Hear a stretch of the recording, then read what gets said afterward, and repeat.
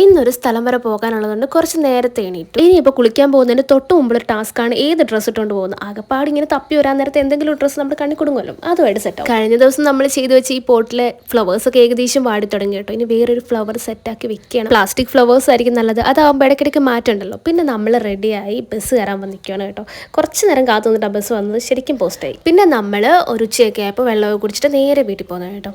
അപ്പോൾ ഇന്ന് എൻ്റെ സീരീസിൽ എന്താ പറയുക, ഞാൻ കുറച്ച് നാളായിട്ട് റീസൈക്കിൾ ചെയ്തുകൊണ്ടിരിക്കുകയാണല്ലോ കുറേ ആയിട്ട്. അപ്പോൾ ഇന്ന് ഇതാണ് കേട്ടോ, പണ്ടങ്ങാട് തയ്ച്ചു വെച്ചൊരു സംഭവമാണ്. അപ്പോൾ ഫ്ലീറ്റൊക്കെ ഇട്ടൊരു ഫ്രോക്കാണ് സംഭവം. അന്ന് ഒരുപാട് ഇഷ്ടത്തോടുകൂടി തയ്ച്ചതാണ്. പിന്നെ വേറെ ഒന്നും ഇപ്പോൾ കിട്ടാത്തതുകൊണ്ട് തൽക്കാലം ഇതെടുത്ത് ഇന്ന് ഇത് തന്നെ പണിയാം എന്ന് കരുതി. ഇനിയിപ്പോൾ അടുത്ത എന്താണെന്ന് വെച്ച് കഴിഞ്ഞാൽ നമ്മുടെ പണിയായുധങ്ങളൊക്കെ എടുത്ത് വർക്ക് തുടങ്ങണം. അപ്പോൾ പ്രശ്നം വെച്ചാൽ ഇതിൽ നല്ല രീതിയിൽ നമ്മൾ സ്റ്റിച്ചിങ് അഴിച്ചു മാറ്റാനുണ്ട്.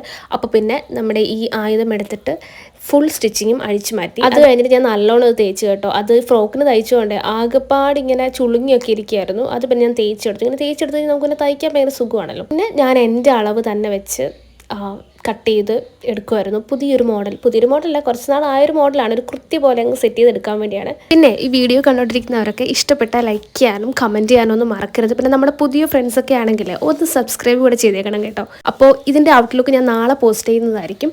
അപ്പോൾ okay, bye bye, see U.